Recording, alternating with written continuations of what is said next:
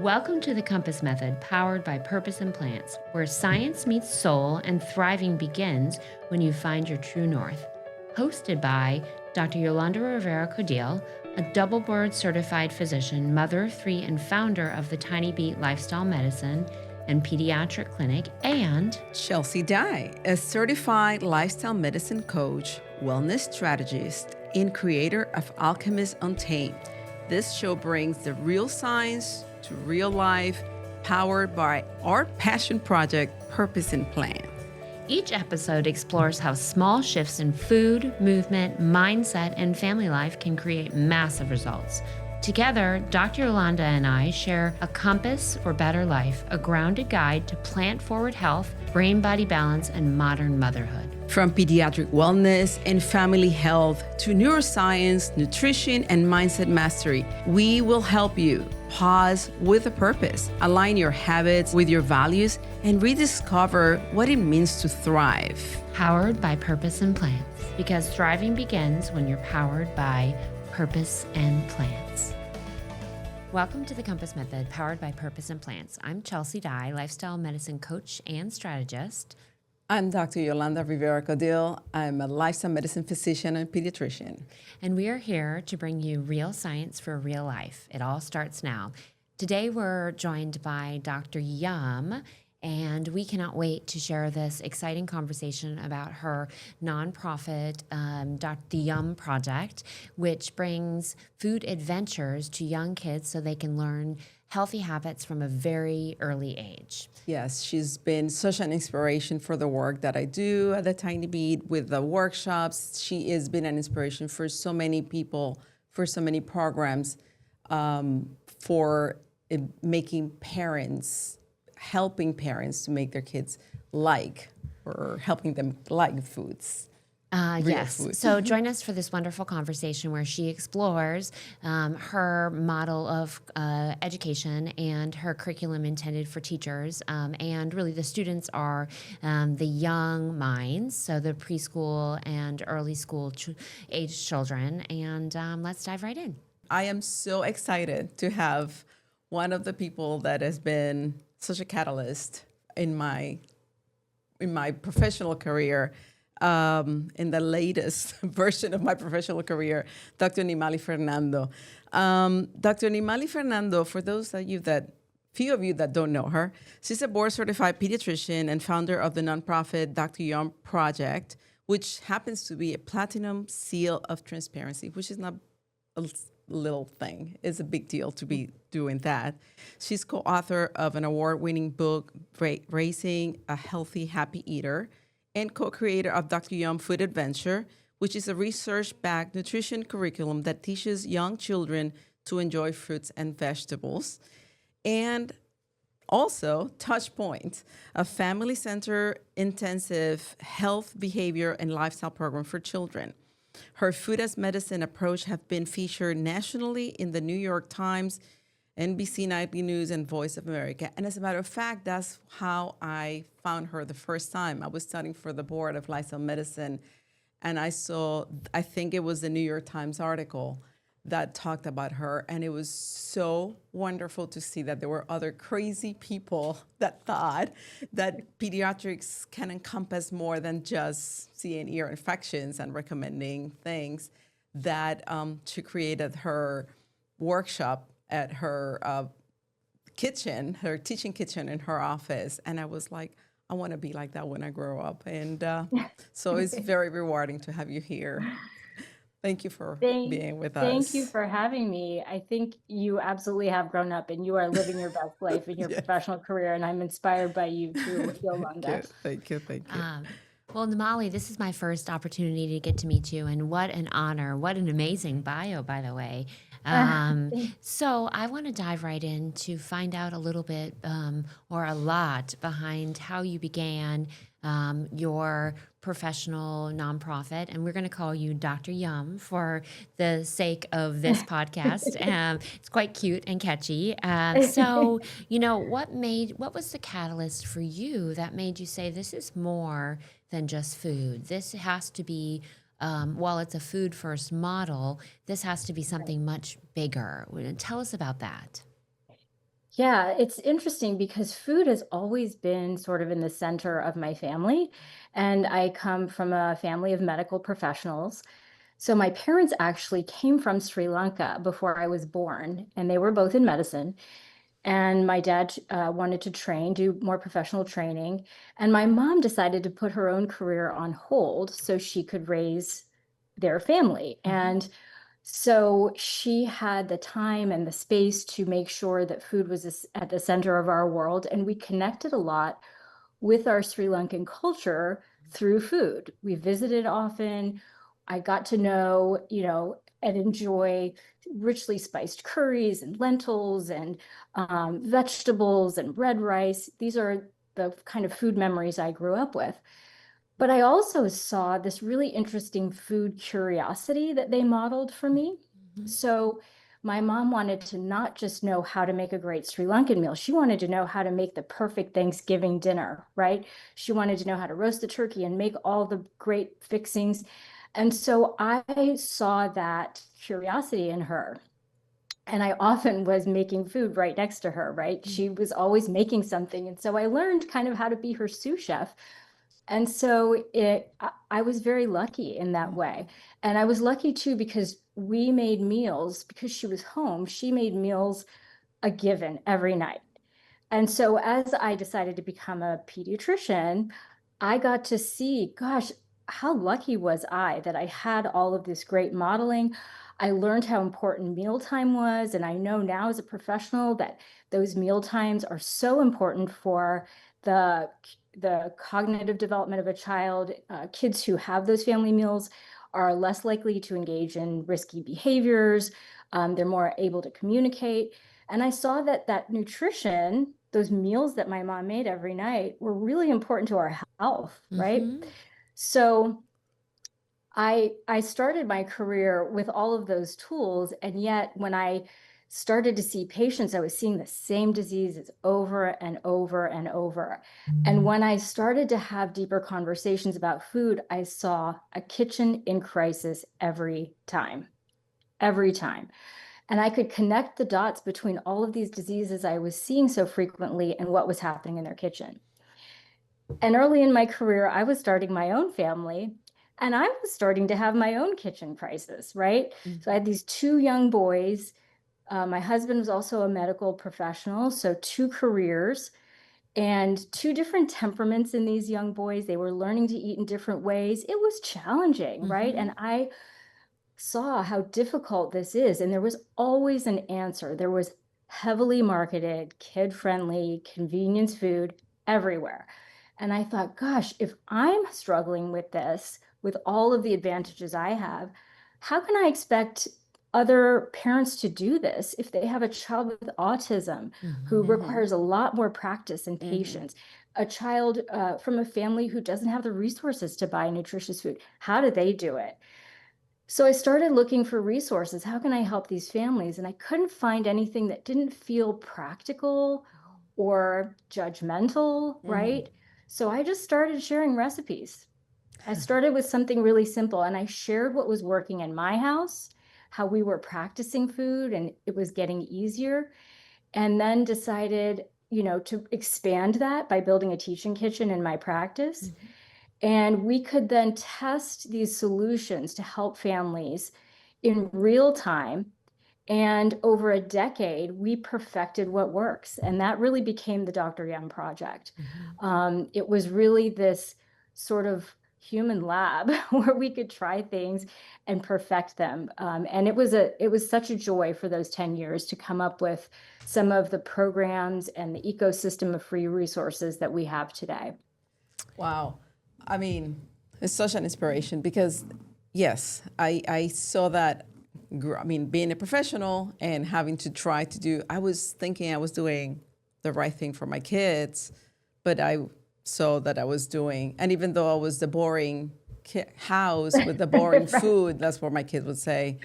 I know, looking back, that was a lot of stuff that they shouldn't be eating, but it was Yes. convenient. It was Yes. easy. Yes. Yes. So, So I yeah. have a question for you. How old, Of course. how different were your kids, and how did their differences help to shape your program? And it's kind of an unusual question because I think different personalities can create opportunity and challenge. Yeah, yeah. Yeah. So my first child was easy out of the gate, Hmm. but a little bit harder to warm up to foods, Hmm. interestingly. So he took a lot more practice. My youngest one was a little more of a challenging personality, but ate everything out of the gate. Okay. And so, you know, I see this with parents all the time. You kind of have to learn with every child how to Hmm. parent, right? Yes, Right. they're all different. And and so when it comes to food, what I was seeing was I was seeing that reflected in the families that I was counseling. It is really hard to know how to raise healthy, curious, confident eaters Hmm. because feeding is a developmental process and every child develops differently. And it wasn't until I met my friend Melanie Potok, who I wrote the book with, that it really became clear to me, wow, learning to eat, that's a lot of development, right? Hmm. There's gross motor skills, fine motor skills, cognitive skills, language, taste training, all that has to be integrated to raise a curious, confident eater. And so we really don't treat feeding as a developmental process, but I could see how that development was so different in even a family, Yeah, even mine, yeah. Hmm. right? And when we think about other areas of development, like reading, for example, when a child struggles to read, we don't blame the parents, we don't blame the child. We simply uplift, we support, we repeat, and we offer evidence-based instruction, right? Exactly. But with feeding, when a child is, let's say, more challenging to warm up to foods, when they take more practice, more time, we somehow we blame the child. We call them a picky eater. We say it's not, the parents aren't doing enough. It's a willpower issue, Hmm. right? And we give the child a label often, and I've done it myself, right? Parents do it all the time when they come to me. They say, "Oh, this child is so picky." Well, it's like calling a child a bad reader, right? Hmm. That child doesn't feel good about themselves. They start to lose hope that they can change, right? And they can grow and develop. They're not really offered support, but just given that label. So I think, you know, seeing that in my family, seeing that in so many families, it really became clear. And then working with a feeding therapist who really showed me how she approaches feeding from a developmental lens has informed all of the work that we do at the Yes. Dr. Young Project.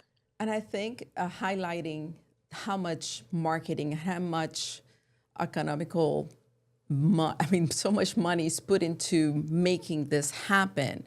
Yes, I think is an eye opener for parents too. It's yes, not. I yes. mean, even the ones that are doing their best, Right, right. there's so many things against them. There are so many things against them. And you know, and economics too, just access, right? So many families now, they struggle with access. When we're teaching children to eat, they require a lot of practice because, as we said, it's development. And so having access to novel foods that they can practice is key. And when you have an access issue, you're in an urban area and there isn't great transportation to the nearest grocery store that actually has fresh foods, or you may not have the resources to buy the foods that will take the practice that might be wasted, Hmm. right? That makes it very challenging for kids to learn to eat. It just is true. And I think even parents with resources don't realize how much practice it actually Yes, takes, right? yes. Yolanda and I probably know, in all the research, you hear that, you know, 10 to 15 tries for a new food, right? That's a lot of tries, And I learned right? them from you guys. Yeah, it's a I lot of didn't know tries. that. And you know, we mentioned my first son, he didn't like tomatoes, fresh tomatoes.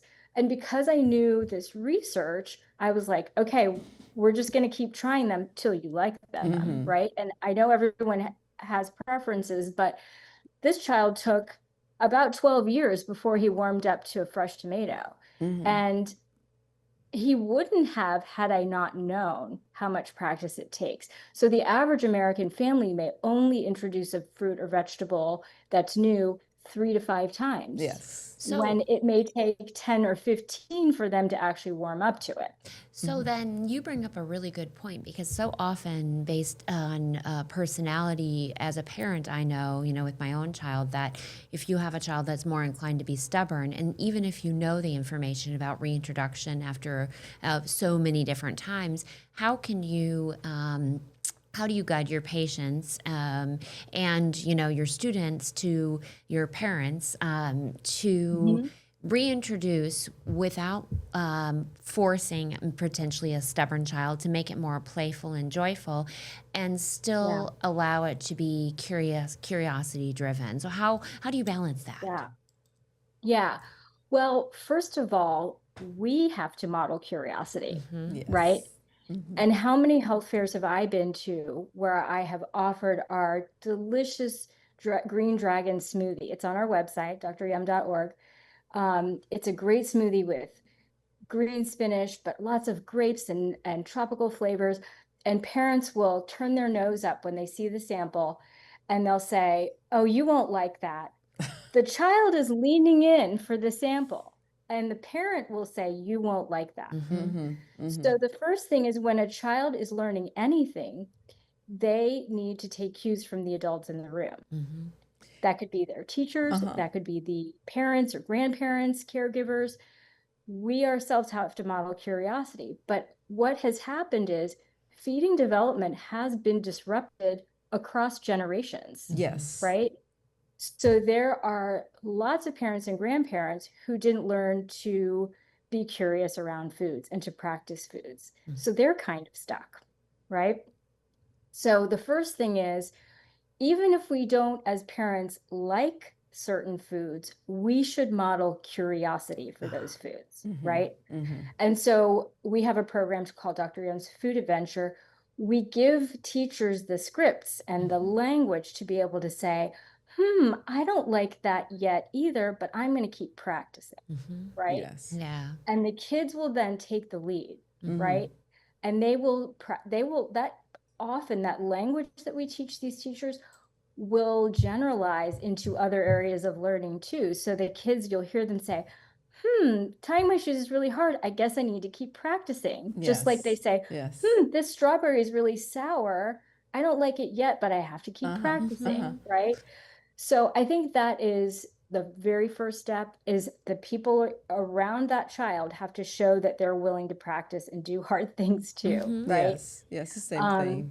Yes. and then, cooking and exploration, really, just when you're modeling curiosity, that can be, let's touch this broccoli and see what it feels like. Let's smell it. Let's see what it sounds like when we rub our finger against the stalk. Is it squeaky, right?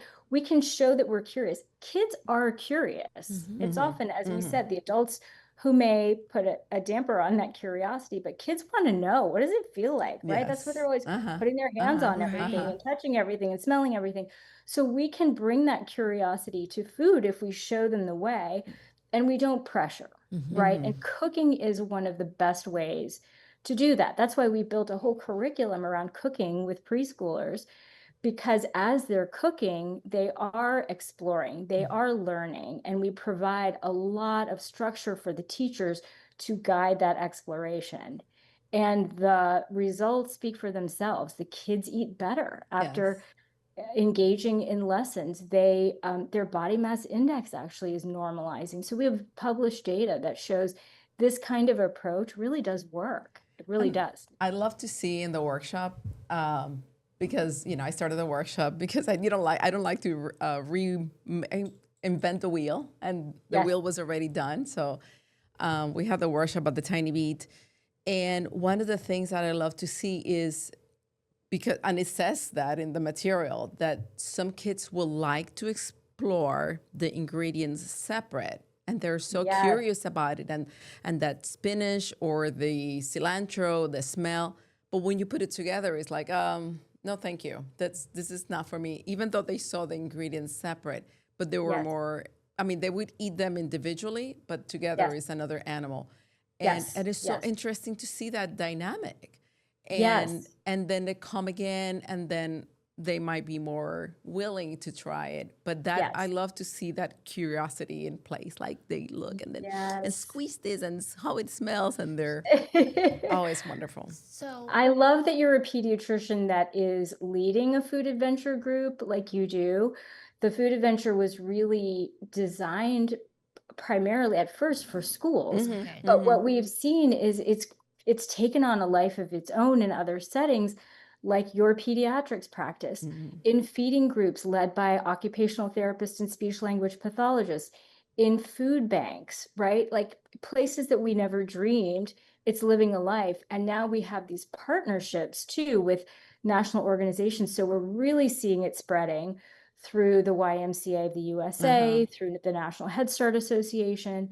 But it started as just this very small idea, and seeing people like you who are enjoying it and bringing that joy to your communities, it is the most gratifying feeling. I can't even describe it. So, talk to us about the logistics of your program and, how it actually is laid out. And you said it initially was intended for school teachers. Is that correct? Yeah. Okay. So, I mean, in broad strokes, I will say, we really believe that every child deserves the chance to prepare, explore, and enjoy and taste novel foods, and that we can show teachers and parents how to model curiosity and not pressure. And so we built the adventure really to do that, introduce foods early when they are naturally curious, and then watch the ripples across families and communities, right? And so we do that with the food adventure, which is a curriculum supplement that any early care and education center can participate in.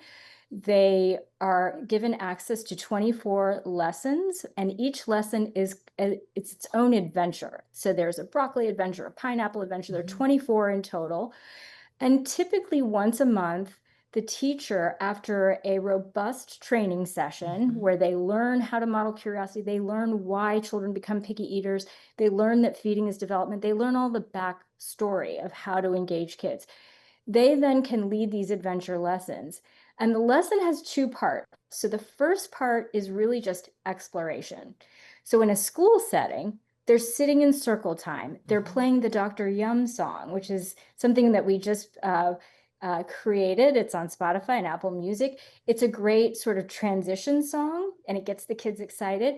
So they circle up, and the teacher says, "Hey, does anyone want to go on a broccoli adventure?" Right? And the kids will learn about broccoli. They'll learn its superpowers. What does it do for their body? It has vitamin A, which helps you see. It has folate, which helps you grow, right? The kids learn these connections to their body. They learn how the fruit or vegetable grows. They're able to pass it around. They're able to pass around some of the ingredients that will be in the recipe that they will create in part 2. And then there are a number of extension activities. We know teachers have a lot going on. There's a lot of planning, and we've planned the adventure for them. So if they want to do activities in art, music, movement, science, global food traditions around that broccoli, they have access to all of those ideas, and they can set those up on that day, through the month, however it makes sense for their center. So after that exploration, typically kids are excited. They're confident now, even if they are not ready to taste. Maybe they've had a breakthrough in their touching, their smelling, right? Every child is a little bit different. The second part is where the kids actually get to cook. And so they'll create a recipe. And these are fresh, easy to prepare recipes that include the child. So we actually give the teachers these very specific, very transformative Swiss knives that look like puppy dogs. And the children will actually learn knife skills. They're very safe. Starting as early as age 2 and 3, you'll see these kids, they're actually chopping safely. And as they're chopping, they're often just taking little bites, right? So they're on their own without pressure. They're exploring. And then the teacher will lead them through the recipe creation. And then typically then if they're excited and if they're ready and confident, they'll taste the recipe, and that will be their snack. And Wow. we just had the great fortune to film a whole lesson from start to beginning, from beginning to end. And so that teachers who are training can see what the lesson looks like.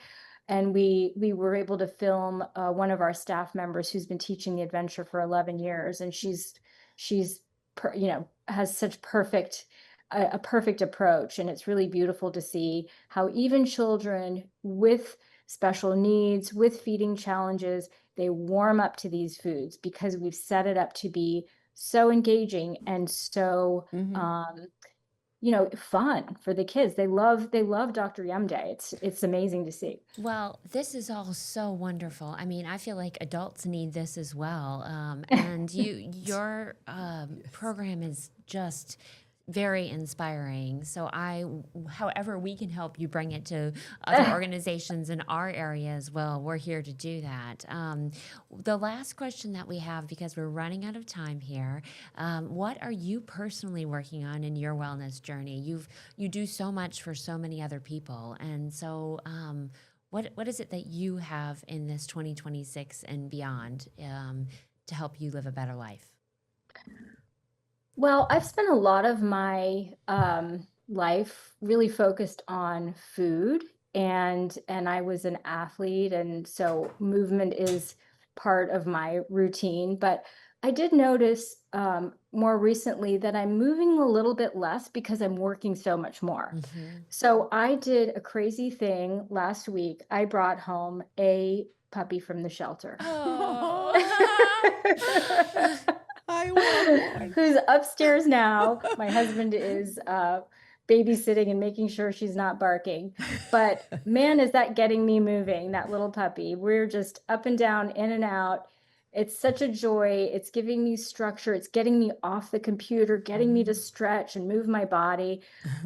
So yeah, it's kind of crazy. My adult children think I am nuts. But I knew in my heart it was going to be good for me. And Hmm. I'm in a phase in my life where movement is really important. Oh, absolutely. Yes. And so I Yes. just decided, you know what? I'm doing it. So I Yes. did. That's wonderful. I, So, any final notes that you have about, we'll link all of your information in the notes for the show. yes. But anything you want to share Yeah. with us? Yes. Yeah, Yeah, anything that you want the parents to know that. absolutely. Yeah. I would say we've talked a lot about our programs, but we do have a free ecosystem of resources on our website that anybody can access, including parents who are participating in our programs. But we have website hits from all around the world. So if you're looking for great recipes that are actually tested by real families, that are fast, easy, delicious, we have hundreds of them, and very diverse recipes too, from lots of different cultures. We have a cool tool called the Mealomatic, which It's is a fantastic. customized recipe tool. You can Yes. just plug in what you have on hand, and it will actually generate a recipe for you. Oh, That's a wonderful. super fun tool that kids love to participate in. They love to be creative and make new recipes. It really helps for kids who are a little bit hesitant. And we have a meal planner that makes, planning meals a little bit easier, Yes. getting It's wonderful. organized a little bit easier. So click around our site because we have 13 years of content that we have Hmm. gathered together in this repository called dryum.org, and it's all there for families to access. Yes. Oh, It is actually everybody that I show that they're so excited about that. And the Mealomatic is, I mean, it's a work of art. It's amazing. Yes. well, thank you so much for joining us. It's been an honor. We certainly didn't have enough time, so we may have to have a part two. But we commend you and applaud you for all the wonderful work that you're doing out in the community with the kids, and being able to offer all these resources for free, some of them anyway. So thank you. Yes. Thank you so much. It's been such an honor to know Yeah, you and to do a little bit of what you're doing in my community. It's yeah. Oh, really this has wonderful. been a joy. What a fun conversation. Thanks for having me. All Thank you. right. Take care, Dr. Yum. Thank you.